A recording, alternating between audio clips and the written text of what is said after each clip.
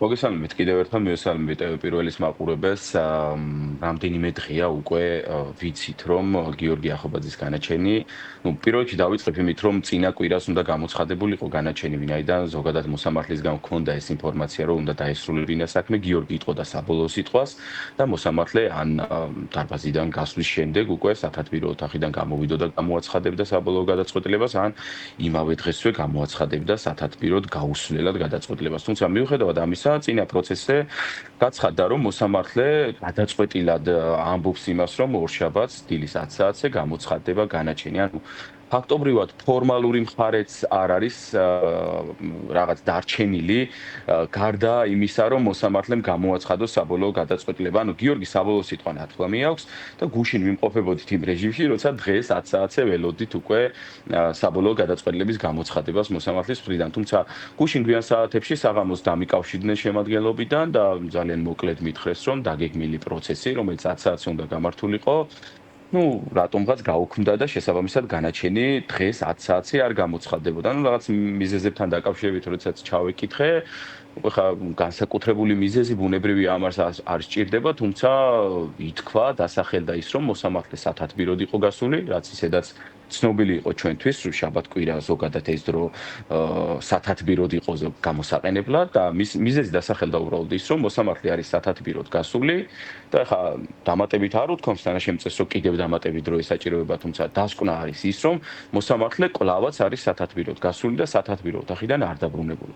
საინტერესო არის ის, რომ მიუხედავად იმისა, რომ საპროცესო კანონმდებლობაში ესე კონკრეტული დათქმა არ არის. ანუ ვადასჭირ დათქმა არ არის, ხო შეუძლია გაწელოს. არა, ანახეთ, აი ამ პირობებში, როცა მოსამართლე სათათბიროდ გადის, საბოლოო სიტყვა როცა ნათქვამი აქვს უკვე ბრალდებულს, დათქმა არ არის, რომ მოსამართლეს აქვს თუ არა უფლება სხვა საქმეზე ზოგადად, სხვა საქმე განიხილოს, სხვა პროცესი ჩაატაროს, თუმცა არსებული პრაქტიკი და ზოგადად ამოხლის სულისკვეთება არის ის, რომ როცა მოსამართლე სათათბირო ოთახში გადის, სხვა რაიმე, გარდა იმისა, რომ ალბათ სახში წავა და ასე შემდეგ, სხვა რაიმე სამართლებრივი საკითხი არ უნდა განიხილოს. შესაბამისად, ზოგადად მოსამართლე ამ პირობებში აღმოჩნდა ისეთი რეალობის წინაშე, რომ სანამ გიორგი ახობაძის საქმეზე განაჩენს არ გამოაცხადებს, რეალურად ამ მუხლის სულისკვეთებიდან გამომდინარე, მოსამართლემ სხვა საქმე არ უნდა განიხილოს. ჩემს ნამდვილად არ არის ცნობილი დღეს დაგეგმილი პროცესები რამდენად გადადო, არ გადადო მოსამართლემ, თუმცა სამართლებრივი ასი ამუხლის არის ის, რომ მოსამართლე სანამ გიორგი ახობაძის საქმეზე განაჩენს არ გამოაცხადებს, ვინაიდან საბოლოო სიტყვის ეტაპის გავლის გვაქვს, რეალურად მან არ უნდა განიხილოს სხვა საქმე. ფაქტობრივად ჩვენ ყოველ დღე, ყოველ საათს ველით ზარს შემადგენლობიდან და ველით შეტყობინებას იმის თაობაზე, როდის იქნება პროცესი, როცა გამოაცხადებს მოსამართლე კონკრეტულ გადაწყვეტილებას.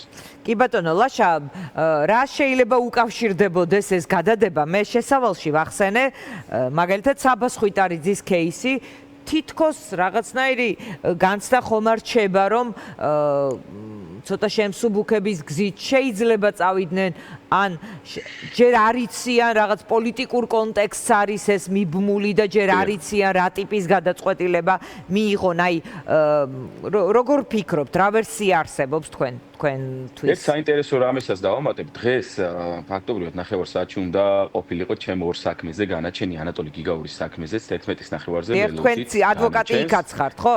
კი.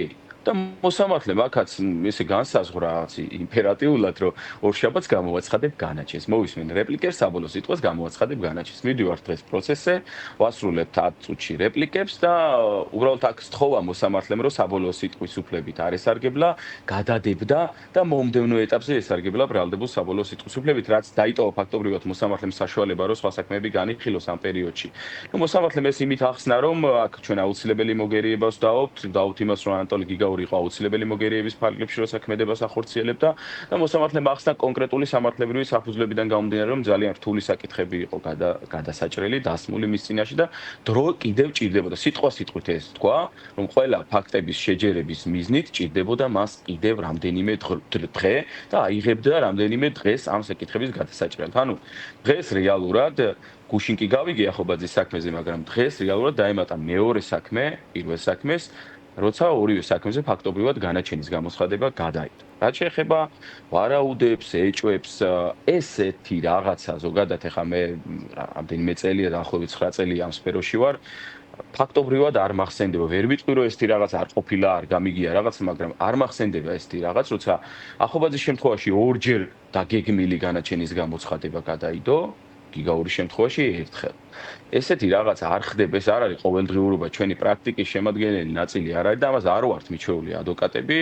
ეს არ არის ისეთი სირთულის საქმე, ვერ ვიტყოდი მე სამართლებრივად გულისხმობ, რა თქმა უნდა, არა მორალურად და არა ადამიანურად და არა საზოგადოების დაინტერესების კუთხით. სამართლებრივად ეს არ არის ისეთი საქმეები, როცა მოსამართლემ ვათვია განიხილავს ფაქტობრივად ამ საქმეებს და რაღაც კონკრეტული მონახაზები არ კონდეს უკვე გაკეთებული, მით უმეტეს როცა მათვე აქვთ დაგეგმილი გამოცხადება და ძალიან დიდი დრო ჰქონდათ ამისთვის, რომ რაღაც კონკრეტული აქცენტები გაეკეთებიან და გადაწყვეტილება გამოეცხადა. ეს არ არის იმ სურთულის საქმეები, არ არის ჩვეულებრივი ამბავი, რომ ორჯერ გადადო განაჩენის გამოცხადება. რაც შეეხება ეჭვები, ვარაუდები, მიუხედავად იმისა, რომ ძალიან ბევრი ეჭვი, ძალიან ბევრი ვარაუდი მაქვს, რომ რაღაც შეიძლება მოსამართლის მიერ მიღებულ გადაწყვეტილებას არ გავდეს თუნდაც გადადებული განაჩენის გამოცხადება, მოდი მე დავრჩები მაინც ამ ეტაპზე ჩემ პოზიციაში და ამ ეჭვებს და ამ ვარაუდებს დროებით მაინც დავიტოვებ ჩემთვის, მინიმუმ იქამდე მაინც სანამ არ გამოცხადება განაჩენი. თუმცა ეჭვის საფუძველი, ვარაუდის საფუძველი ძალიან ბევრ რამესთან დაკავშირებით მაქვს. ლაშა, დიდი მადლობა. გამართლებას და გამარჯვებას გისურვებთ. გამართლებას და გამარჯვებას გისურვებთ და თქვენი